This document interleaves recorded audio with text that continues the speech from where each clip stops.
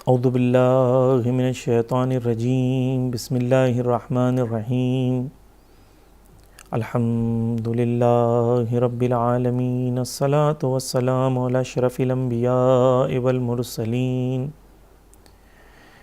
وخاتم النبیین ابی القاسم محمد اللہم صلی علی محمد وعلی اہل بیت الطیبین الطاہرین المظلومین المعصومین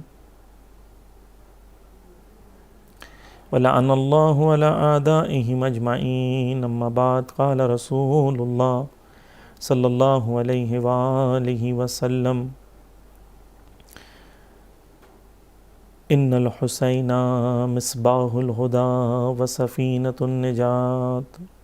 صلوات پڑھے محمد و آل محمد پر۔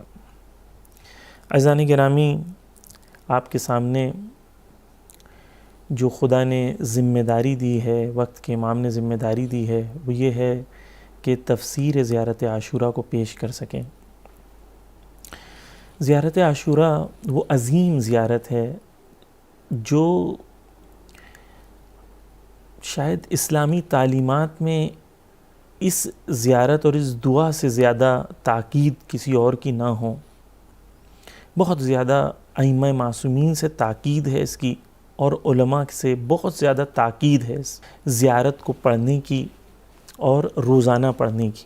انشاءاللہ اس زیارت کے اسرار، اس زیارت کے چھپے ہوئے جو اس کے اندر راز ہیں، اس کو علماء کی جو نظر ہے اس کے اوپر اور حدیث میں جو ذکر ہوا ہے وہ آپ کی خدمت میں پیش کرنے کی کوشش کریں گے۔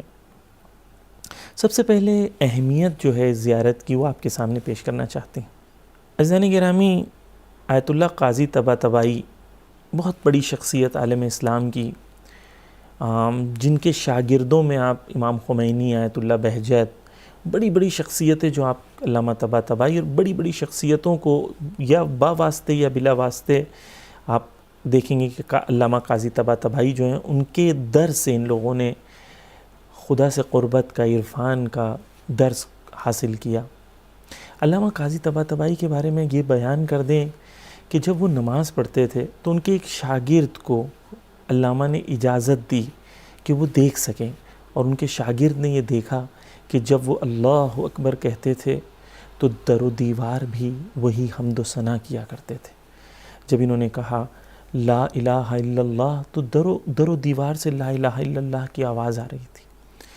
یعنی وہ شخص تھے جو تصرف رکھتے تھے نہ صرف انسانوں پر، بلکہ جس طریقے سے دوسری شے ہے اس پر بھی تصرف ان کا ہوتا تھا۔ اب یہ اہل بیت کے غلام ہیں، ان کا تصرف شے پر ہوتا تھا، تو اہل بیت کا رتبہ کیا ہوگا؟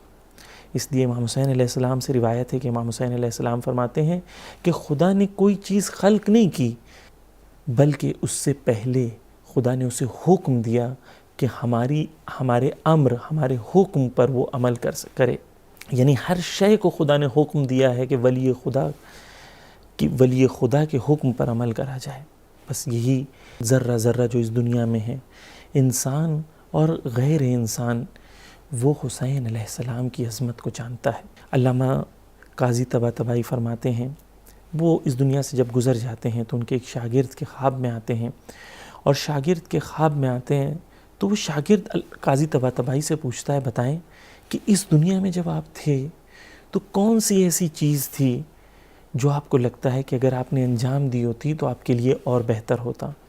تو علامہ قاضی طباطبائی فرماتے ہیں دو چیزوں کی طرف توجہ دلاتے ہیں۔ ایک کہتے ہیں اس دنیا میں جب میں تھا تو میں روز زیارت عاشوراء ایک بار پڑھتا تھا، لیکن اب مجھے احساس ہوتا ہے کہ اے کاش میں زیارت عاشوراء زیادہ پڑھا کرتا اور قرآن کی تلاوت میں زیادہ کیا کرتا۔ دو چیز کا گلہ جو ہے وہ قاضی طباطبائی کرتے ہیں۔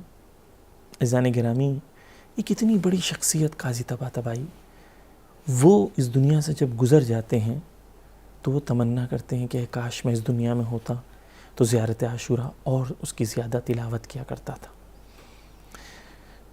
تو ہم جیسے لوگ، ہماری کیا ذمہ داری ہے کہ جب اتنی بڑی شخصیت ہمیں دعوت دے رہی ہے کہ آؤ زیارت عاشوراء کی تلاوت کرو، تو ہم ہمیں کیا کرنا چاہیے؟ عزیزان گرامی، یہ زیارت نہیں، ایک خزانہ ہے جو اہل بیت کے چاہنے والوں کے پاس ہے۔ اب آپ کے پاس خزانہ ہو اور آپ اس خزانے کی طرف توجہ نہ دو۔ آج دنیا مریضی، پوری دنیا میں خدا کووڈ-19 سے انسانیت کو نجات دے، اور وہ لوگ، اگر کوئی بھی یہ شخص یا کوئی بھی فرد یا کوئی آرگنائزیشن اس کو دنیا میں پھیلانے میں، اس کو شروع کرنے میں جو بھی لوگ ذمہ دار ہیں، خدا انہیں نابود کرے، اس دنیا اور آخرت میں بدترین انہیں عذاب دے۔ عزیزان گرامی، اگر آپ کو کوئی کہے کہ کووڈ-19 کی دوا آپ کے پاس ہے تو آپ کیا کہیں گے؟ فوراً کہیں گے کہ لائیں، دیں اس کا استعمال کریں، دنیا میں بیماریوں کو ختم کریں، یہی کہیں گے نا ہم لوگ۔ لیکن اگر کوئی یہ کلیم کرے کہ اس کے پاس وہ بیماری کا علاج ہے لیکن خود بیماری میں مبتلا ہو، تو آپ کہیں گے یہ کیسا شخص ہے کہ کلیم تو کر رہا ہے کہ بیماری کا علاج ہے لیکن اس شخص وہ خود بیمار ہے۔ اسی طریقے سے ہمارے پاس یہ خزانہ موجود ہے، یہ دواؤں کا خزانہ ہے، روح کی بیماریوں کی دواؤں کا خزانہ ہے، لیکن اگر یہ خزانہ موجود ہونے کے باوجود ہم بیمار ہیں، ہمارے اندر مشکلات پائی جاتی ہیں، اس کا مطلب یہ ہے کہ اس دوا سے ہم فائدہ نہیں اٹھا رہے، اس دوا کا ہم صحیح استعمال نہیں کر رہے ہیں۔ یہ ہمیں توجہ دینے کی ضرورت ہے عزیزان کرام۔ یہ تفسیر زیارت عاشوراء میں اسی چیز کی طرف ہم توجہ کرنے کی کوشش کریں گے کہ زیارت عاشوراء میں کیا اسرار ہیں، کیا راز ہیں زیارت عاشوراء میں۔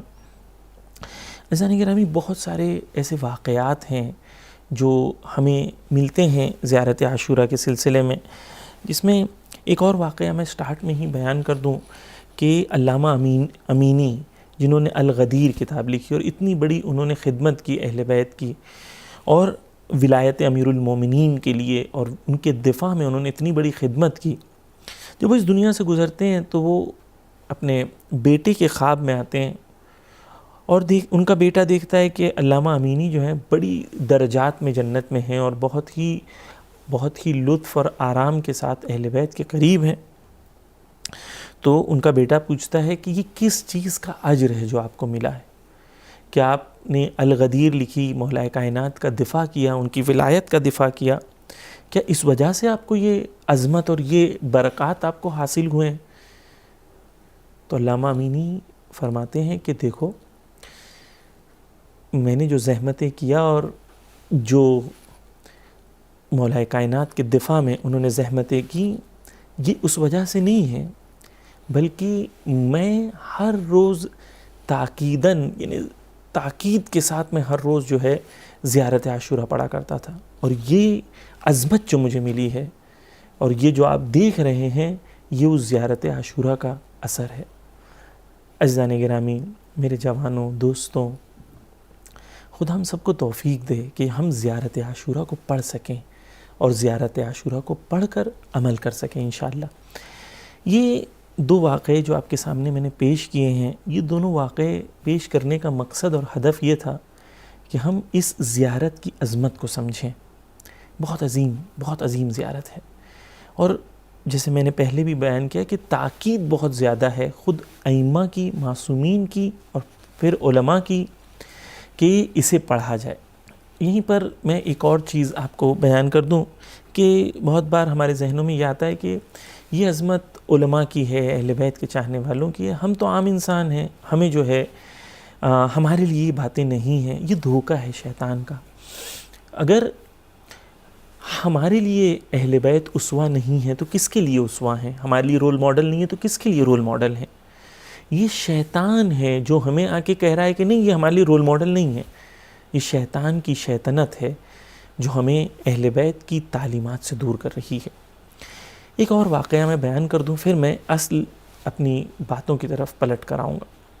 ایک شہید ہیں، شہید پولارک، بہت عظیم شخصیت گزری ہیں شہید پولارک۔ ایران عراق کی جنگ میں شہید پولارک جو تھے، وہ جنگ کے زمانے میں ایران کے دفاع میں امام خمینی کے قول پر انہوں نے لبیک کہی۔ یہ جنگ کے زمانے میں وہاں پر گندگی صاف کرنا، جسے آج کی زبان میں کہا جائے واش روم وغیرہ صاف کرنا، یہ سب ان کا کام تھا، انہیں اس میں مامور تھے۔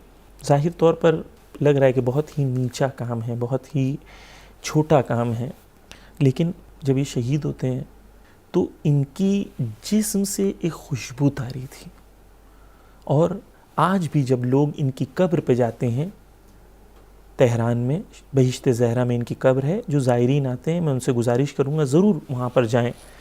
آج بھی ان کی قبر پر جب آپ جاتے ہیں تو ان کی قبر سے خوشبو آتی ہے.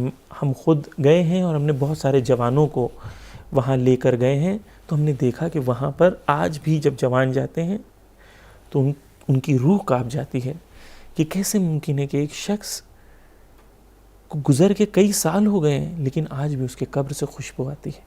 یہ عطا ہے اہل بیت کی، امام حسین کی عطا ہے. جب شہید پلارک اس دنیا سے گزر رہے تھے اور ان کی شہادت کا واقعہ ہو رہا تھا، تو شہادت کے وقت شہید پلارک دعا کرتے ہیں، کہتے ہیں خدا میں نے پوری زندگی بدبو میں گزار دی، لیکن اب تیری راہ میں جب میں شہید ہو رہا ہوں تو مجھے تو فضل سے اپنے عطا کر، امام حسین کے صدقے میں عطا کر کہ میرے جسم سے خوشبو. شہید پلارک کی دعا قبول ہوتی ہے. ان کی والدہ سے جب پوچھا جاتا ہے کہ شہید پلارک میں کیا خاصیت تھی کہ شہید پلارک ایسے تھے، تو ان کی والدہ فرماتی ہیں کہ شہید پلارک ایک زیارت عاشورہ کے بہت پابند تھے اور امام حسین پہ بہت گریہ کرا کرتے تھے، بہت روتے تھے امام حسین پر. اور جب روتے تھے تو جو آنسو ان کے نکلتے تھے وہ آنسوؤں کو لے کے اپنے جسم پر لگایا کرتے تھے. عزیزان گرامی، یہی عزاداری، یہی اشک امام حسین علیہ السلام انسان کو اس درجے پر پہنچا دیتا ہے کہ اولیاء تمنا کرتے ہیں، کہ علماء تمنا کرتے ہوں گے کہ شہید پلارک کی جیسی ہمیں موت ملے. یہ عظیم شہید پلارک کی عظمت کا ایک ریزن جو ہے وہ ہم کیا دیکھتے ہیں؟ زیارت عاشورہ اور زیارت عاشورہ کی تلاوت. عزیزان گرامی، یہ خزانہ ہمارے گھر پہ موجود ہے. اہل بیت نے تاکید کی کہ اسے روز پڑھیں. ہماری ذمہ داری ہے کہ آئیں اسے روز تلاوت کریں تاکہ اہل بیت کی اس عظیم تعلیمات سے ہم آشنا ہو سکیں. عزیزان گرامی، سب سے پہلے زیارت عاشورہ کے سلسلے میں ہم آتے ہیں تو ہم یہ دیکھتے ہیں کہ زیارت عاشورہ کی سند کیا ہے، یعنی اس کی اوتھینٹسٹی کیا ہے، کہاں سے یہ زیارت وارد ہوئی ہے، نقل ہوئی ہے. سب سے پہلے ہم آ کے سوال کرتے ہیں کہ زیارت عاشورہ کے سلسلے میں اہل بیت نے کیا فرمایا، تاکہ ہم اس کی تفسیر کی طرف اپنے آپ کو لے جا سکیں. شیخ طوسی نے کتاب مصباح المتحجد اس کتاب میں اس واقعے کو نقل کیا ہے کہ صفوان ایک بار، جو امام کے صحابی تھے حضرت صفوان، وہ ایک بار چھٹے امام صادق علیہ السلام کے ساتھ نجف اشرف میں موجود تھے. وہ بیان کرتے ہیں کہ میں نے دیکھا کہ چھٹے امام نے مولا امیر المومنین کی زیارت پڑھی، اور جب زیارت تمام ہو گئی تو انہوں نے کربلا کا رخ کیا اور زیارت عاشورہ پڑھی، اور زیارت عاشورہ پڑھنے کے بعد 2 رکعت نماز پڑھی. اور 2 رکعت نماز پڑھنے کے بعد چھٹے امام صفوان کو متوجہ کراتے ہیں اور صفوان سے کہتے ہیں اے صفوان، اس دعا یعنی دعائے القمہ جو مفاتیح الجنان میں ہے، اور زیارت عاشورہ پر توجہ دو. کون کہہ رہا ہے؟ امام صادق علیہ السلام اپنے صحابی سے، صفوان سے، کہ اے صفوان، اس دعا یعنی دعائے القمہ اور زیارت عاشورہ پر توجہ دو.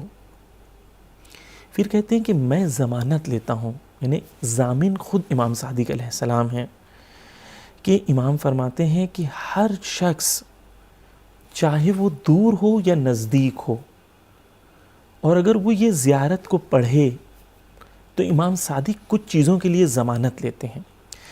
ایک، کہتے ہیں کہ اس کی زیارت مقبول ہوگی، یعنی اس کی زیارت ایکسیپٹ ہوگی، قبول ہوگی. خدا اس کی دعاؤں کو قبول کرے گا، اور خدا اس کی سعی یعنی اس کی کوششوں کو خدا ایکسیپٹ کرے گا. امام صادق علیہ السلام نے یہ 3 ضمانتیں دی ہیں. یہ 3 ضمانتیں امام صادق دیتے ہیں، خود اپنے آپ کو ضامن قرار دیتے ہیں.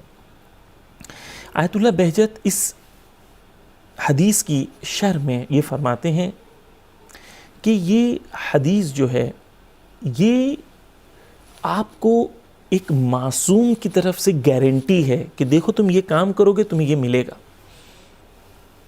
پھر آگے جا کے آیت اللہ بہجت فرماتے ہیں کہ اسی حدیث میں یہ ملتا ہے کہ یہ ضمانت امام صادق کو 5ویں امام محمد باقر علیہ السلام نے دی, ان کو 4تھے امام زین العابدین علیہ السلام نے دی, اور 4تھے امام زین العابدین کو امام حسین نے, ان کو امام حسن علیہ السلام نے, اسی طریقے سے ان کو امیر المومنین نے, اور امیر المومنین کو رسول خدا نے, رسول خدا کو جبرائیل نے, جبرائیل کو خدا نے ضمانت دی ہے. یعنی یہ ضمانت کہ جو زیارت عاشورہ پڑھے گا اس کے 3 گارنٹیز جو ہیں خود امام صادق لیتے ہیں. پہلی, خدا اس کی دعاؤں کو قبول کرے گا. دوسرا, اس کی کوششوں کو خدا قبول کرے گا اور اس کی زیارت کو مقبول کرے گا. یہاں پر اور چیز جو امپورٹنس کی ہے وہ یہ ہے کہ امام اس میں فرما رہے ہیں چاہے وہ دور سے پڑھے یا نزدیک سے پڑھے. عزیزان گرامی, اہل بیت فضل کا خزانہ ہے, اہل بیت کرم کا خزانہ ہے. اہل بیت کے فضل اور کرم اتنا عظیم ہے کہ ہم تصور نہیں کر سکتے. خدا کے فضل و کرم کا اتم مصداق اس دنیا میں اہل بیت ہے. امام کہہ رہے ہیں دور سے پڑھو یا نزدیک سے. تو کوئی غریب یہ نہیں سوچے کہ میں کربلا نہیں پہنچ سکتا ہوں تو میں کیا کروں. آگے میں روایت آپ کے سامنے نقل کروں گا کہ امام باقر علیہ السلام بھی اسی چیز کو کہتے ہیں. ایک روایت میں علقمہ سے جو روایت کو نقل کرتے ہیں تو وہاں پر بھی یہ کہتے ہیں کہ اگر تم کربلا نہیں پہنچ سکتے تو یا صحرا میں چلے جاؤ یا اپنے گھر کی چھت پر چلے جاؤ, تمہیں وہی ثواب ملے گا جو کربلا کے زائر کا ثواب ہے. انشاءاللہ میں بعد میں آپ کے سامنے ذکر کروں گا کہ وہ ثواب کیا ہے, اہل بیت نے کیا ذکر کیا ہے وہ ثواب کو. عزیزان گرامی, عجیب چیزیں ذکر ہیں, ہماری عقل شاید قبول نہ کرے, لیکن اہل بیت کا فضل اور کرم ہے. کہاں ہم پہنچ پائیں گے اس نور کی ذات تک, ان نورانی ذاتوں تک. ہماری عقل نہیں پہنچ سکتی ان کی عظمت کو سمجھنے کے لیے. عزیزان گرامی, امام آگے جا کے فرماتے ہیں اسی حدیث میں جو شیخ طوسی نے نقل کی ہے کہ اس کی حاجات کو خدا ضرور پورا کرے گا. پھر امام نے صفوان سے کہا کہ یہ زیارت جو ہے وہ آپ ضرور پڑھیں.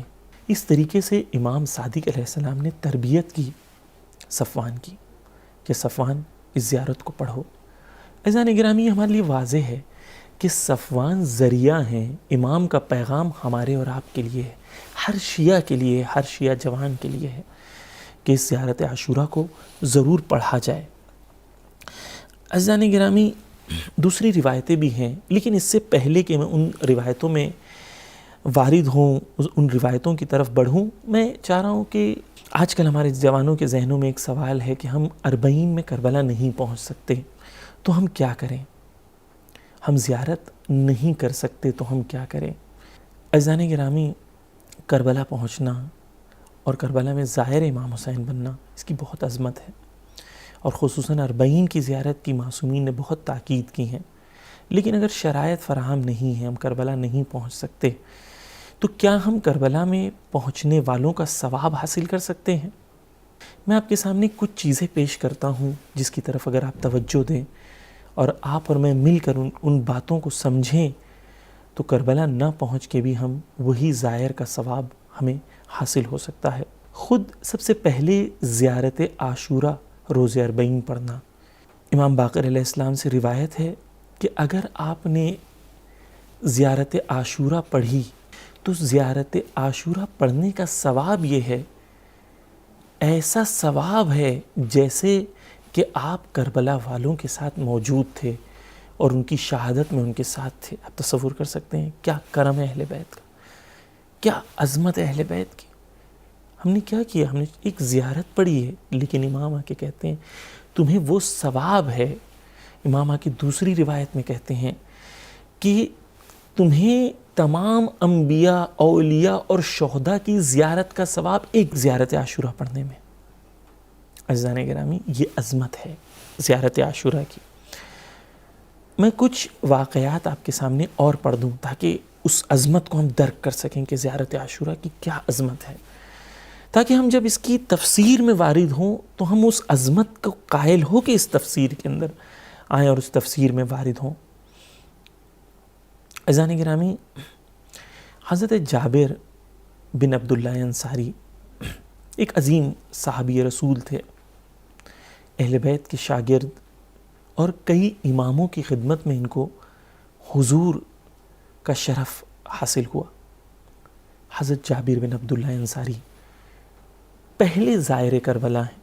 انہوں نے اس زمانے میں، جس زمانے میں قبر زیارت، قبر امام حسین علیہ السلام بنی، دشمن کی چال اور سازش یہ تھی کہ کوئی نہ پہنچے زیارت پہ، لیکن انہوں نے راستہ کھولا اور ایک سیرت اور ایک سنت کو دنیا کے سامنے پیش کیا۔ وہ سیرت و سنت زیارت امام حسین اور زیارت قبر امام حسین علیہ السلام کی ہے۔ حضرت جابر ان کے ایک شاگرد تھے جن کا نام عطیہ ہے۔ علماء فرماتے ہیں عطیہ خود مفسر قرآن تھے، اور جابر بن عبداللہ صحابی رسول، اہل بیت کے خادم، نابینا تھے، آنکھ نہیں تھی، اس وجہ سے کربلا میں امام حسین کے ساتھ نہیں پہنچ سکے۔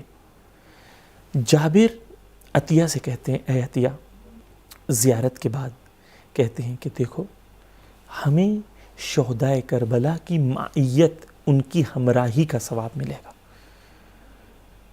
عطیہ تعجب کرتے ہیں، کہتے ہیں کہ اے جابر، کہ تم کیا کہہ رہے ہو؟ ہم کربلا میں موجود نہیں تھے، ہم کربلا میں امام حسین علیہ السلام کے ساتھ ہم نے جنگ نہیں کی، ہم نے زخم نہیں کھائے، ہم نے شہادت حاصل نہیں کی، کیسے ہمیں ان کے ساتھ شرکت اور ان کے ثواب میں شریک ہونے کا مرتبہ ملے گا؟ تو جابر فرماتے ہیں کہ میں نے معصوم سے سنا ہے، امام سے نقل کرتے ہیں کہ اگر تم کوئی کام کرنا چاہتے ہو اور تمہارے میں ارادہ ہے اس کام کو کرنے کا، لیکن تمہاری نیت ہے، لیکن تم وہ عمل کو کوئی مجبوری کی وجہ سے نہیں کر پاتے، تو خدا اس نیت کی وجہ سے اس عمل کے اندر تمہیں شریک کر دے گا۔ یہ معصوم سے نقل کرتے ہیں اور کہتے ہیں میں کربلا والوں کے ساتھ شریک ہونا چاہتا تھا، لیکن بینائی نہیں تھی آنکھوں میں، آنکھ سے دیکھ نہیں سکتا تھا، اس لیے میں نہیں پہنچ سکا، اور مجھے یقین ہے کہ کربلا کے شہداء کے ساتھ خدا مجھے شریک کرے گا۔ عظمت دیکھیں عزیزان محترم، نیت کی اہمیت دیکھیں۔ یہی نیت کو سمجھنے کے لیے، کیونکہ ہم بات کر رہے ہیں کیا ہم دور سے بھی اگر زیارت کریں اربعین کی تو کیا ہمیں ثواب وہی ملے گا؟ عزیزان گرامی، مولا کائنات فتح بصرہ کے بعد پلٹ رہے تھے۔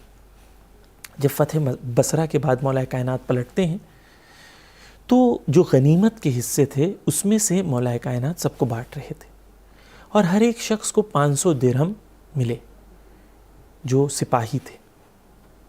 آخری 500 درہم مولا کائنات کے پاس بچتے ہیں جو مولا کائنات کا حصہ ہوتا ہے۔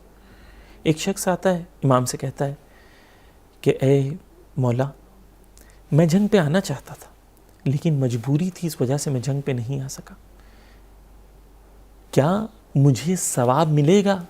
اور کیا اس جنگ میں مجھے بھی حصہ ملے گا؟ مولا کائنات کی عظمت اور کرم پہ ہماری جانیں قربان ہو جائیں۔ مولا کائنات اپنا 500 درہم نکالتے ہیں، اسے دے دیتے ہیں، کہتے ہیں کیونکہ تو نے نیت کی تھی اور تیری نیت سچی تھی، ہمارے ساتھ شریک ہونے کی نیت کی تھی تو نے، تو تجھے یہ 500 درہم بھی ملیں گے، اور قیامت میں اس کا اجر و ثواب، جو جنگ میں شریک لوگ تھے ان کا اجر و ثواب بھی تجھے ملے گا۔ عزیزان گرامی، یہ عظمت ہے نیت کی۔ اگر ہم نے نیت کی ہے کہ ہم کربلا اربعین میں امام حسین علیہ السلام کے ساتھ ہونا چاہتے ہیں، اور نیت ہماری خالص ہے، پیور ہے، نیت میں صدق پایا جاتا ہے، دکھاوا نہیں پایا جاتا،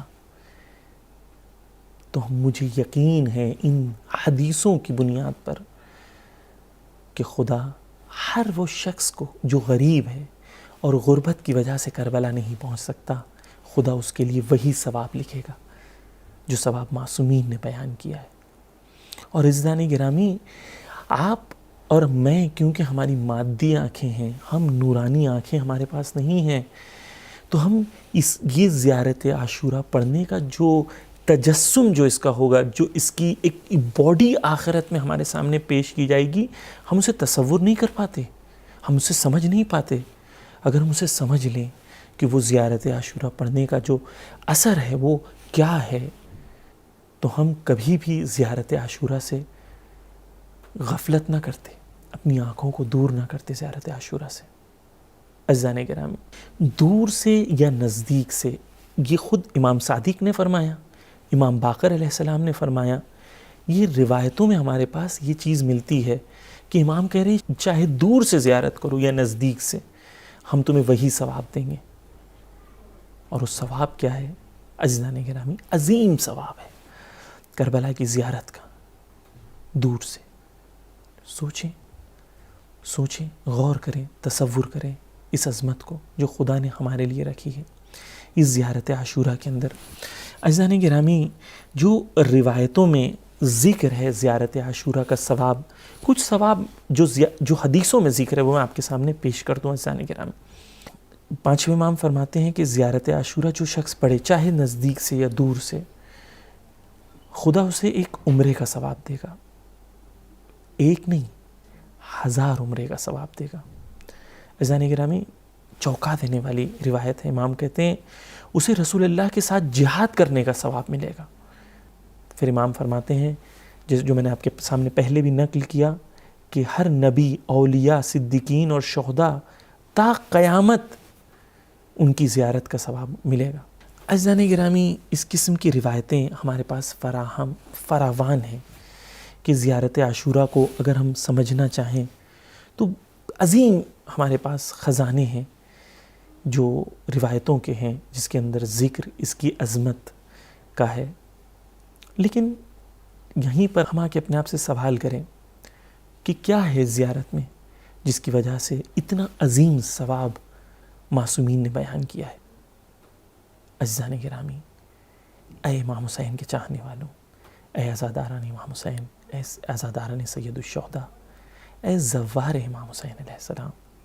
میں آپ کو زوار اس لیے کہہ رہا ہوں کیونکہ امام باقر نے کہا ہے، امام باقر نے کہا کہ اگر تم زیارت کرنے کی تمنا رکھتے ہو، ایک راوی پوچھتا ہے امام سے کہ اگر میں کربلا نہیں پہنچ سکتا تو میں کیا کروں؟ امام فرماتے ہیں یا تو تم صحرا میں چلے جاؤ یا اپنے گھر کی چھت پر چلے جاؤ اور وہاں جا کے تم زیارت پڑھو، تمہیں وہی ثواب ملے گا۔ میں اس لیے جو شخص گھر سے زیارت کر رہا ہے خدا نے اسے وہی ثواب دیا ہے۔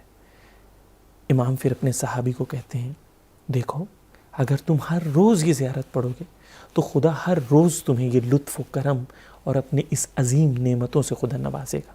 چھٹے امام زیارت کے سلسلے میں بیان فرماتے ہیں ایک راوی کو کہ جب بھی تمہیں مشکل آئے، چاہے تم جس مکان میں ہو، جس زمان میں ہو، تم زیارت عاشورہ پڑھو اور پھر اپنی دعا طلب کرو، تم یہ احساس کرو گے کہ خدا تمہاری دعا کو کبھی بھی تمہیں مایوس نہیں کرے گا خدا، بلکہ خدا تمہیں سرخرو کرے گا، تمہاری دعاؤں کو مقبول کرے گا۔ اپنی حاجتوں کو خدا کے سامنے زیارت عاشورہ کے بعد طلب کریں تو خدا ان حاجتوں کو قبول کرے گا۔ عزیزان گرامی، زیارت دور سے ہو یا نزدیک سے، اثر اس کے اندر تب ہوتا ہے جب خلوص اس کے اندر پایا جاتا ہو، اس کے اندر صدق نیت پائی جاتی ہو۔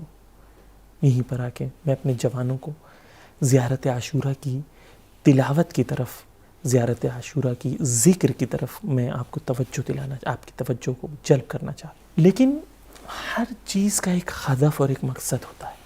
اب آ کے ہم اپنے آپ سے سوال کریں کہ یہ جو اتنی عظیم، میں نے آپ کے سامنے صرف کچھ روایتوں کو نقل کیا ہے، بلکہ اور روایتیں ملتی ہیں اس مضمون میں، اس ٹاپک سے ریلیٹڈ۔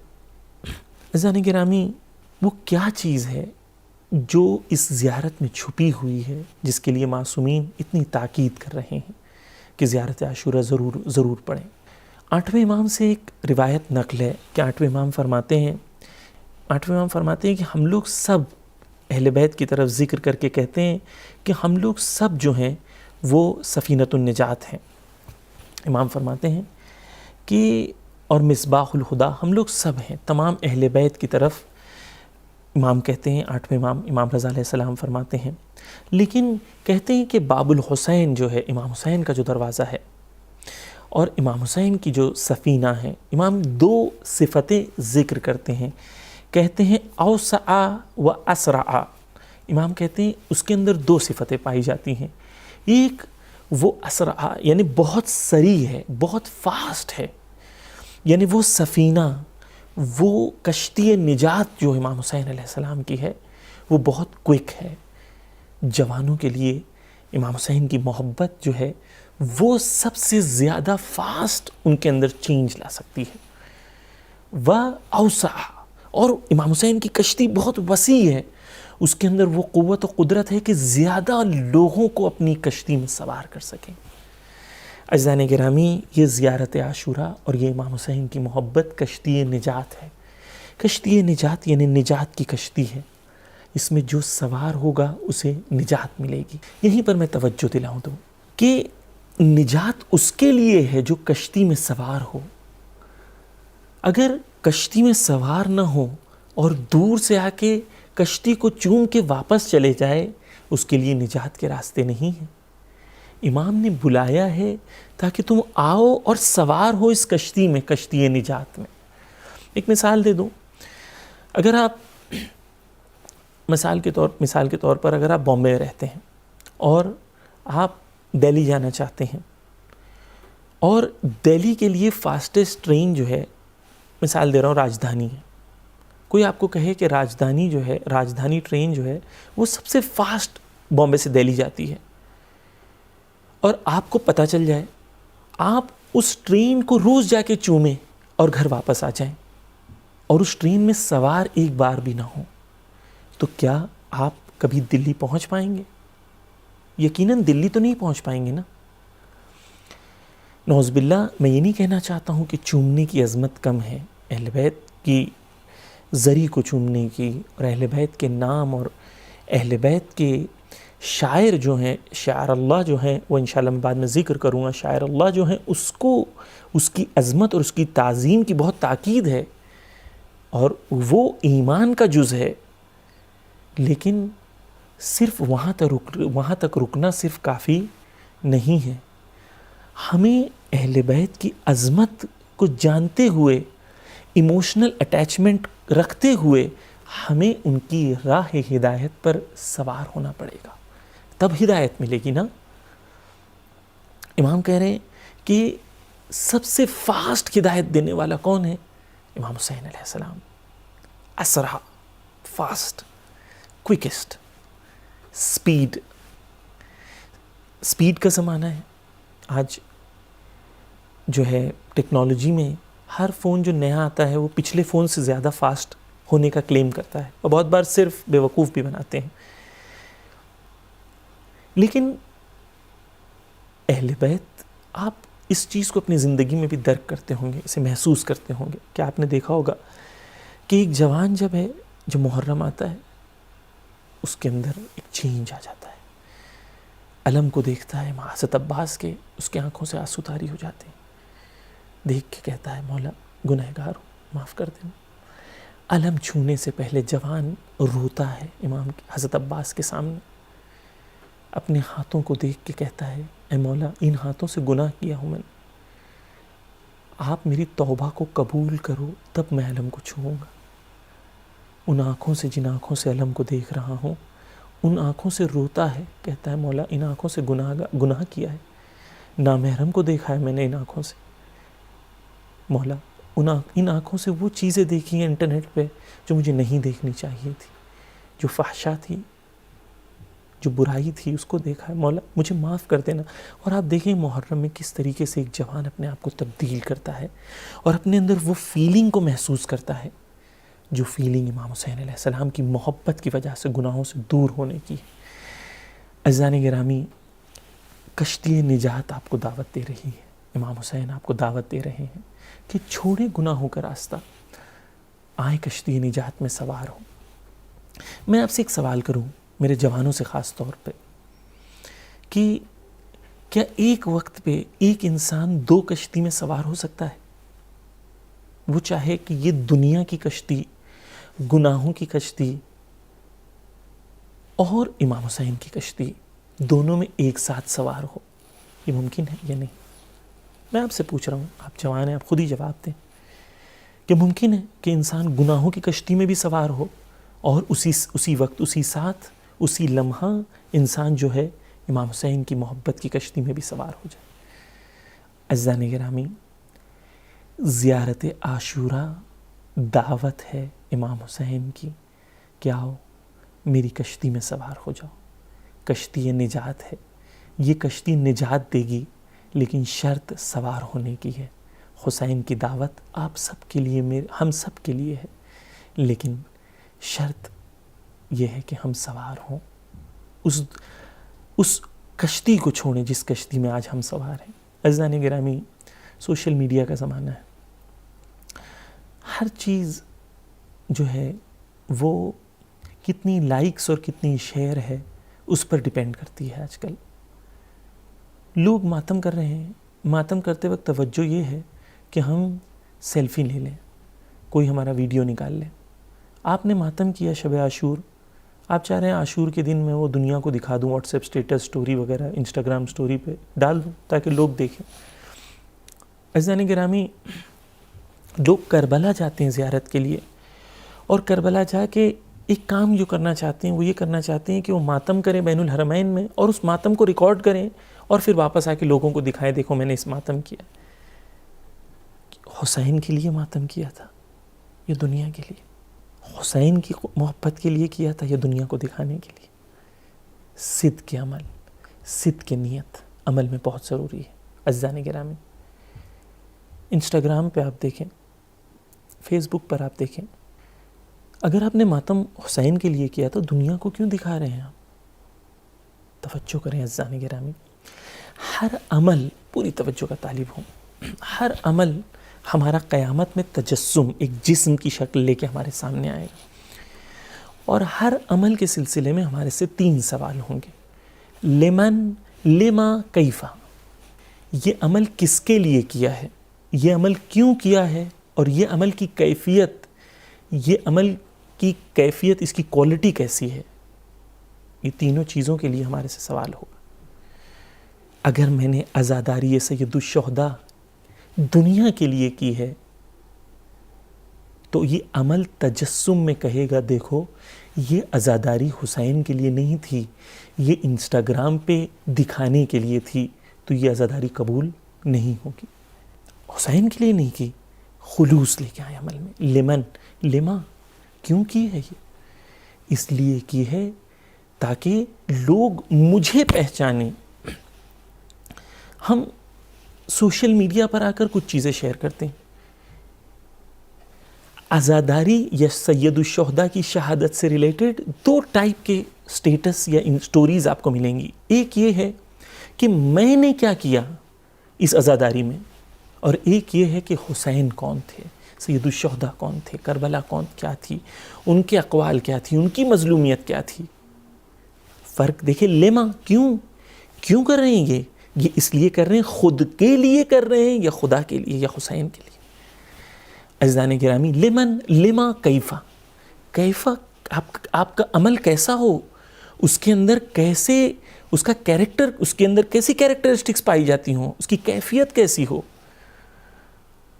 عزیزان گرامی، وہ آنسو جو امام حسین کی محبت کے لیے تنہائی میں نکلے، وہ آنسو جس کے اندر صرف آپ اور حسین ہو اور کوئی نہ ہو، وہ آنسو کی کیفیت بہت عظیم ہے، وہ آنسو کی کیفیت بہت عظیم ہے، کیونکہ اس کے اندر کیفا، جب قیامت میں پوچھا جائے گا کیفا، یہ عمل کیوں کی، کیسا کیا آپ نے، یعنی اس کی کوالٹی کیا تھی۔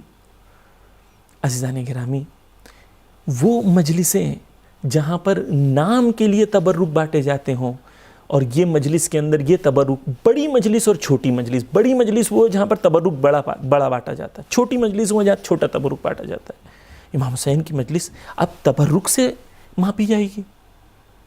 سوچیں، غور کریں، ہم کہاں جا رہے ہیں عزیزان گرامی؟ کیا ہو گیا ہے ہمیں؟ عزاداری کے لیے 3 سوال، لمن، لما، کیفا، کس کے لیے، کیوں، اور کیا کیفیت سے آپ نے انجام دیا ہے۔ یہ دار و مدار ہے کہ یہ چھوٹا سا عمل قیامت میں نورانی بن کے آپ کی آنکھوں کے سامنے آ جائے۔ عزیزان گرامی، یہیں پر آ کے ہمیں توجہ دینے کی ضرورت ہے کہ جو عزاداری ہم کرنا چاہتے ہیں وہ عزاداری ایسی ہو جو ہمیں حسین کی کشتی میں سوار کرے. زیارت عاشورہ اس لیے پڑھ رہے ہیں تاکہ تعلیمات زیارت عاشورہ سے آشنا ہو سکیں. آخری چیز آپ کے سامنے ذکر کر دوں. انسان کا عمل، اس کے اندر 3 چیزیں امپورٹنٹ ہیں. میں نے بیان کیا کہ عزاداری سید الشہداء میں 3 چیزیں تھیں، لمن، لما، کیفا. اب عمل کیسے انسان کا افضل ہو، اس کے لیے میں 3 چیزوں کو آپ کے سامنے بیان کرنا چاہتا ہوں. ہم جو بھی ایکشن، عمل کو انجام دیتے ہیں، اس کے لیے ہم پہلے غور و فکر کرتے ہیں. انسان فکر کرتا ہے، انسان کے ایموشنز ہوتے ہیں اور انسان کے ایکشنز ہوتے ہیں. 3 چیزیں ہیں، how we think, how we feel and how we act. ہم کیسے سوچتے ہیں، ہم کیسے محسوس کرتے ہیں، کیا جذبات ہیں ہمارے، اور فائنلی کیا ایکشنز ہمارے ہوتے ہیں. امام حسین سے محبت اور عاشورہ سے محبت جو ہے، ہمیں ہماری سوچ کو عاشورائی بنا دے. اگر زیارت عاشورہ اس لیے پڑھ رہے ہیں تاکہ ہماری سوچ جو ہے، ہماری تھاٹ پروسیس عاشورائی ہو جائے. ہم جب سوچیں تو عاشورہ کے معیار اور کرائیٹیریا کے مطابق ہم سوچیں. ہماری فیلنگز، انشاءاللہ میں اس میں بیان کروں گا تولا اور تبرہ جو تفسیر زیارت عاشورہ میں ہیں. ہماری فیلنگز کیسی ہوں؟ ہماری فیلنگز ویسی ہوں جیسی اہل بیت چاہتے ہیں. ہمارے عدو کون ہوں، ہمارے دشمن کون ہوں، ہمارے ولی کون ہوں، ہم کن سے محبت کریں. زیارت عاشورہ ایک آپ کے سامنے کرائیٹیریا پیش کرتا ہے. ہماری فکر کیسی ہو، زیارت عاشورہ ہمیں ایک آئیڈیالوجی دیتا ہے کہ ہم آ کے اس آئیڈیالوجی کے تحت اپنی زندگی کو بسر کریں. یعنی یہ صرف روز پڑھنے والی ایک ذکر نہیں ہے، بلکہ ایک ایسی یونیورسٹی ہے جو انسان کی تربیت کر رہی ہے. آپ روز پڑھیں، روز اپنی فکر کو عاشورائی بنائیں. آپ روز پڑھیں، روز اپنی فیلنگز کو عاشورائی بنائیں. اور فائنلی جب ہماری فکر عاشورائی ہو جائے، فائنلی جب ہماری فکر کے ساتھ ہماری فیلنگز عاشورائی ہو جائیں، تو آ کے ہمارے عمل کو ہم عاشورائی بنا سکیں. یعنی ہم تفسیر زیارت عاشورہ اس لیے سن رہے ہیں، پڑھ رہے ہیں تاکہ ہماری فکر عاشورائی ہو، ہماری فیلنگز عاشورائی ہو اور ہمارا عمل عاشورائی ہو. عزیزان گرامی، یہ تفسیر کا مقصد ہے، یہ شرح زیارت عاشورہ، اسرار زیارت عاشورہ کا مقصد ہے. وگرنہ ایسا نہ ہو کہ ہم پڑھ بھی رہے ہیں زیارت عاشورہ اور عمل کی دنیا کے اندر ہم زیارت عاشورہ سے بہت دور ہیں. عمل کی دنیا کے اندر ہماری فیلنگز اور اہل بیت کے چاہنے والوں کی فیلنگز میں میچ نہیں ہوتا. ہم تولا اور تبرہ کے کرائیٹیریا کو پورا نہیں کرتے، یا ہم تولا میں مار کھا جاتے ہیں یا تبرہ میں مار کھا جاتے ہیں. زیارت عاشورہ انسان ساز ہے، انسان بناتا ہے. زیارت عاشورہ پڑھنے سے انسان آ کے عاشورائی اقدار اور عاشورائی ویلیوز کو اپنی زندگی میں اپناتا ہے. اگر میں زیارت عاشورہ روز پڑھتا ہوں اور میں ایک خاتون، ایک میری بہن سے سوال کرتا ہوں کہ اگر تم زیارت عاشورہ روز پڑھتی ہو تو کیوں ایسا ہے کہ تمہارے 2 اکاؤنٹس ہیں سوشل میڈیا پر؟ عزیزان گرامی، میں سچ بیان کرنا چاہتا ہوں، یہ منبر کی ذمہ داری ہے تاکہ ہمارے جوانوں کو بیدار کریں. 2 اکاؤنٹس ہمارے جوانوں کے ہیں. ایک اکاؤنٹ شیعوں کے لیے ہیں جہاں پر حدیثوں کو شیئر کرتے ہیں، جہاں پر آ کر امام کے اقوال کو شیئر کرتے ہیں، کربلا کے بارے میں چیزوں کو بیان کرتے ہیں. پھر ایک اکاؤنٹ اور بناتے ہیں جو اکاؤنٹ دوسرے نام سے ہوتا ہے، وہ نان مسلم فرینڈز کے لیے ہوتا ہے. وہاں پر آپ بے حجاب فوٹو ان کے دیکھ سکتے ہیں. یہ میں صرف ہماری بہنوں کو نہیں کہہ رہا ہوں، ہمارے بھائیوں کو بھی کہہ رہا ہوں. 2 زندگی، ڈوئل زندگی ہے، 2 کشتی میں سوار ہیں. حسین کی کشتی میں بھی اور دنیا کی کشتی میں بھی. حسین دعوت دے رہے ہیں، اس دنیا کی کشتی کو چھوڑو، آؤ میری کشتی میں سوار ہو. میری کشتی بہت سری ہے، اسرع و اوسع، بہت جلدی تم کو جلب کرے گی، بہت جلدی اٹریکٹ کرے گی، بہت وسیع ہے. تم سب کو ایک ساتھ میں میری کشتی میں سوار کر سکتا ہوں. یہ ڈوئل اکاؤنٹس کیوں ہیں؟ یہ اس لیے ہیں تاکہ ہم آج تک اپنی فکر کو، اپنی فیلنگز کو اور اپنے ایکشن کو حسینی اور عاشورائی نہیں بنا پائے۔ عزیزان گرامی، آج کا زمانہ وہ زمانہ ہے جہاں پر گناہ کرنا بہت آسان ہو گیا ہے، گناہ کرنا بہت آسان ہو گیا ہے۔ سوشل میڈیا کا زمانہ ہے، انسٹاگرام، فیس بک، اسنیپ چیٹ۔ والدین کو خبر نہیں ہے، والدین دوسری دنیا میں، بچے دوسری دنیا میں، رات کو سو رہے ہیں۔ یہ میں جو جوانوں کے ساتھ ہم جب تبلیغ پہ جاتے ہیں، جوانوں کے ساتھ بیٹھتے ہیں، ان کی مشکلات کو بیان کر رہا ہوں۔ عزیزان محترم، عاشورائی بنے۔ رات کو 1 بجے سے چیٹنگ شروع ہے، 2 بج رہا ہے، 3 بج رہا ہے، چیٹنگ ہو رہی۔ کس سے چیٹنگ ہو رہی؟ آپ رات کو 1 بجے کس سے چیٹ کر رہے ہیں؟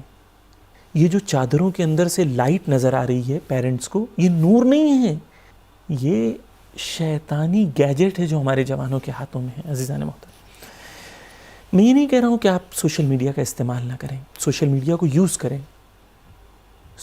الاؤ نہ کریں کہ سوشل میڈیا آپ کو یوز کرے۔ آپ ہر ویب سائٹ پر جاتے ہیں تو اس ویب سائٹ پہ ایک کانٹینٹ ہوتا ہے اس ویب سائٹ کا، اور ویب سائٹ اونر چاہتا ہے اس کانٹینٹ کو لوگ آ کے دیکھیں۔ فیس بک، انسٹاگرام، یہ جو پلیٹ فارمز ہیں، اس کا کانٹینٹ آپ ہیں۔ میں نے یہ کھایا، میں نے یہ پہنا، میں ادھر گیا، میں ادھر گیا، دس از ہاؤ آئی فیل، یہ جب آپ انہیں پیش کر رہے ہیں تو اس کے ذریعے سے وہ آپ کی پروفائلنگ کرتے ہیں، اور اس پروفائلنگ کے ذریعے سے ایڈورٹائزرز کو آپ تک پہنچاتے ہیں، دیکھو ان کو یہ چیزیں پسند ہیں۔ تو اگر آپ چاہتے ہیں کہ وہ لوگ جنہیں یہ چیز پسند ہے ان میں سے یہ ایک کسٹمر ہے، پریفرنس بیسڈ ایڈورٹائزمنٹ، ہم آ کے پوری زندگی کو اپنی کھلی ہوئی کتاب کی طرح سوشل میڈیا پلیٹ فارمز پہ ایسے رکھ دیتے ہیں جیسے کہ وہ فرشتہ ہے اور وہ ہمارے بالکل پاکیزہ ہے، وہ ہمارے لیے کوئی نیگیٹو فیلنگز نہیں رکھتا۔ نہیں، ایسا نہیں ہے۔ وہ آپ کے کانٹینٹس کو، وہ آپ کی پرائیویٹ چیزوں کو دنیا کے سامنے پیش کرتے ہیں، بیچتے ہیں۔ آپ انٹرنیٹ پہ سرچ کریں۔ عزیزان گرامی، میرے جوانوں، میرے دوستوں، کربلا بلا رہی ہے، حسین بلا رہے ہیں، زیارت عاشورہ بلا رہی ہے۔ اپنے اندر چینج لائیں، 2 کشتی میں سوار نہ ہوں، ایک کشتی میں، کشتی حسین میں۔ اور جب کشتی حسین میں آ جاؤ تو حر کی طرح آ جاؤ۔ آنے کے بعد سب سے پہلے کہو، اے حسین مجھے اجازت دو کہ میں خود کو آپ پر قربان کر سکوں۔ آئیں، آج کا جوان حسین کی کشتی میں سوار ہو کے جوان حسین کو کہے گا، اے حسین میں آ گیا ہوں۔ آج سے وہ تمام نامحرم چیٹس کو میں ڈیلیٹ کر دوں گا، تمام کو بلاک کر دوں گا۔ اب مجھے آپ اپنی کشتی میں سوار کر دیں۔ حسین بہت کریم ہے، جس طریقے سے حر کو قبول کیا تھا اس طریقے سے ہمیں بھی قبول کریں گے، لیکن ضروری یہ ہے کہ ہم کشتی میں سوار ہوں۔ عزیزان گرامی، دل دکھتا ہے جب ہم یہ دیکھتے ہیں کہ کچھ جوان ہیں، وہ آپ ان کے واٹس ایپ سٹیٹس دیکھیں، پہلے 3 سٹیٹس امام حسین کے قول کے بارے میں بیان کرتے ہیں، امام حسین پہ ظلم کے بارے میں بیان کرتے ہیں، اگلے 3 سٹیٹس پہ ایک نامحرم کا فوٹو ہے۔ کسے دھوکہ دے رہے ہیں ہم لوگ؟ کسے دھوکہ دے رہے ہیں؟ خود کو۔ حسین کو تو دھوکہ نہیں دے سکتے نا، وقت کے امام کو تو دھوکہ نہیں دے سکتے نا، کسے دھوکہ دے رہے ہیں ہم لوگ؟ عزیزان محترم، حسین کی کشتی میں سوار ہوں، زیارت عاشورہ کی کشتی میں سوار ہوں۔ وہ عظمت جو خدا نے رکھی ہے، اولیاء کے ساتھ شریک، شہداء کے ساتھ شریک، یہ راستے پہ جب چلیں گے تو یہ راستہ آپ کو کہاں تک پہنچا سکتا ہے، ہم کو کہاں تک پہنچا سکتا ہے؟ ہم کہاں الجھے ہوئے ہیں عزیزان محترم؟ حسینیت یعنی پاکیزگی کا راستہ، جب تک ہمارے اندر پاکیزگی نہ ہو ہم حسینیت کے راستے پہ نہیں چل سکتے، یہ عظیم زیارت عاشورہ کے راستے پہ نہیں چل سکتے۔ عزیزان محترم، پلٹیں امام حسین کی طرف، کربلا کی طرف، تفسیر کی طرف، زیارت عاشورہ کی طرف۔ عزیزان گرامی، ہم اس زیارت عاشورہ میں پڑھتے ہیں کہ امام حسین علیہ السلام نے بڑی مصیبتوں کو جھیلا۔ کربلا میں بہت سختیاں امام حسین پر گری، ایسی سختیاں جو زمین اور آسمان نے نہیں دیکھی ہوں گی۔ عزیزان گرامی، امام حسین کے لیے جو سخت منزل تھی اس میں سے ایک منزل سخت وہ تھی جو ودا تھا امام حسین کا، کہ امام حسین خیمے میں موجود ہیں اور خیمے میں موجود امام حسین علیہ السلام کو بیویوں نے گھیرا ہے۔ کسی بیوی نے دامن پکڑا ہوگا، کسی بیوی نے امام کے ہاتھوں کو پکڑا ہوگا۔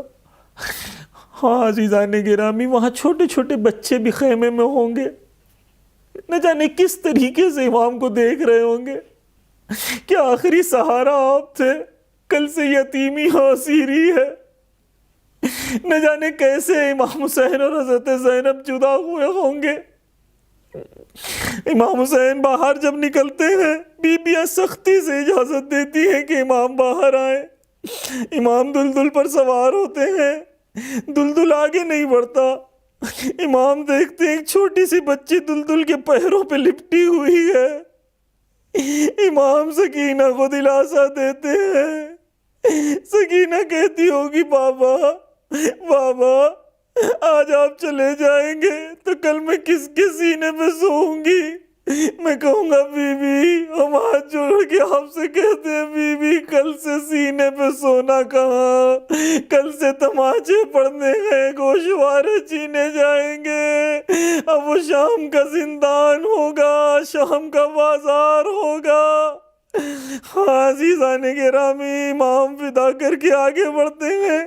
یہ ایک ودا امام کا ہے، لیکن ایک ودا وہ بھی ہے جب یہ بچے امام سے ودا ہوتے ہیں۔ 11 محرم کا سب وقت ہے۔ 11 محرم کو اسیروں کو، اہل حرم کو اسی مقتل گاہ سے گزارا جاتا ہے جس مقتل گاہ میں تمام اہل بیت کے لاشیں پڑے ہوئے ہیں۔ ہائے، ہر قبیلے والوں نے اپنے قبیلے والوں کے لاشوں کو تو دفنا دیا، لیکن اہل حرم کے لاشیں پڑے رہے۔ ہائے، جب اہل حرم یہاں سے گزرتے ہیں سب اپنے آپ کو کربلا کی زمین پر گرا دیتے ہیں، ہر کوئی ایک لاشے کی طرف جاتا ہے۔ زینب کبریٰ اپنے آپ کو زمین کربلا پر گراتی ہے، ہائے اون محمد کے لاشے کی طرف نہیں جاتی، حسین کے لاشے کی طرف جاتی ہے۔ ہائے، جب کسی کا لاشا پہچاننا ہو تو صورت سے پہچانا جاتا ہے، سر سے پہچانا جاتا ہے، لیکن حسین مظلوم، نہ سر ہے نہ صورت ہے، کیسے پہچانا ہوگا؟ ہاں لباس سے کبھی پہچانتے ہیں، لیکن حسین کے تن پہ لباس نہیں چھین لیا گیا۔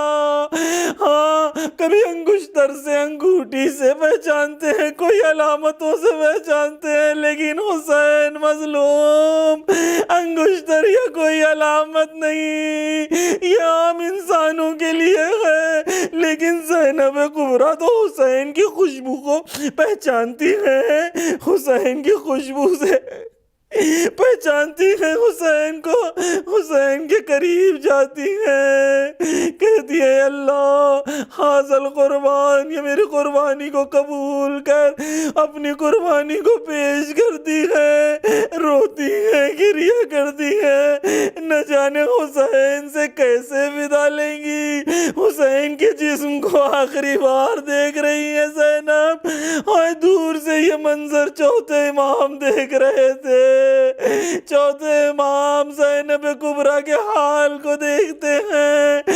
ہم نے اکثر یہ سنا ہے کہ زینب آ کے امام زین العابدین کو دلاسا دیتی تھی، لیکن یہ وہ منزل تھی کہ زینب حسین سے وداعی لے رہی ہے۔ چوتھے امام پہنچتے ہیں، چوتھے امام پہنچ کے کہتے ہیں بھی اے پھوپھی اماں صبر کریے، صبر کریے۔ زینب کہتی ہے مسلمانوں نے یہ کیا کیا، ہائے مسلمانوں نے یہ کیا کیا، ہائے یہ ظالموں نے اپنے نجس لاشوں کو تو دفنا دیا، لیکن میرا بھیا بے گور و کفن یہاں پڑا ہے۔ ہائے زینب کبریٰ سوار کرتی ہیں سب کو، اس کے بعد وہ منزل ہے کہ تمام اہل حرم کو زینب کبریٰ اور ام کلثوم سوار کرتی ہیں، بچوں کو سوار کرتی ہیں۔ جب سب سوار ہو جاتے ہیں تو ام کلثوم سے کہتی ہیں ام کلثوم تم بھی سوار ہو جاؤ۔ ہائے زینب زینب کبریٰ اب کربلا میں اکیلی ہے، مظلومیت زینب کبریٰ اکیلے موجود ہے کربلا میں، دشمن انتظار کر رہا ہے کہ زینب ہاتھوں کو پھیلائے گی، مانگے گی، کہے گی کہ مجھے سوار کرا دو۔ یہ نجس یہ سوچ رہے تھے کہ زینب کبریٰ کو ذلیل کرے، ہیہات یہ ممکن نہیں کہ زینب کبریٰ ذلیل ہو۔ خدا فرشتوں کو بھیجتا ہے، فرشتے اپنے بالوں پر کو پھیلاتے ہیں، زینب کبریٰ سوار ہوتی ہے۔ میں کہوں گا بی بی آپ سوار ہو گئی، آپ حسین سے وداعی لے رہی ہے، اب سفر سختیوں کی منزل پر ہے، اب کوفہ ہے اور شام کا بازار ہے، شام کا دربار ہے، ہائے وہ زندان ہے۔ عزیزان گرامی ذرا سوچیں، زینب کبریٰ سوار ہو گئی، تمام بچے سوار ہو گئے، لیکن ایک بچی کے بارے میں بھی سوچیں کہ وہ بچی 4 سال کی بچی جب وہ کربلا کی زمین سے جا رہی ہوگی تو کس طریقے سے اپنے پاپا کے لاشے کو دیکھ رہی ہوگی، کیسے کہا ہوگا الوداع الوداع یا حسین، کیسے کہا ہوگا۔ السلام علیکم یا ابا عبداللہ، یا اللہ بحق محمد و آل محمد ہماری اس حقیر سی عبادت کو تیری بارگاہ میں قبول فرما۔ یا اللہ ہمیں محبت حسین عطا کر، یا اللہ امام حسین کی محبت کو ہماری زندگیوں میں عام کر دے، یا اللہ ہماری فکر کو، ہمارے جذبات کو اور ہمارے عمل کو امام حسین کی محبت سے توسل عطا کر، تاکہ ہماری فکر عاشورائی ہو سکے، ہمارا عمل عاشورائی ہو سکے۔ یا اللہ بحق محمد و آل محمد دنیا میں جہاں کہیں ظالمین انہیں نیست و نابود کر دے، ہمارے عزیز ملک میں، ہمارے عزیز وطن میں بھی جو ظالمین ہیں انہیں نیست و نابود کر دے۔ یا اللہ ہمارے ملک میں جو اسیروں کو زندان بھیجا جا رہا ہے کیونکہ وہ حق کے لیے آواز کو بلند کر رہے ہیں، ان کی مدد فرما۔ یا اللہ ظالموں کو نیست و نابود کر دے اور ہمیں راہ کربلا کو سمجھنے کی، اس پر عمل کرنے کی توفیق عنایت فرما۔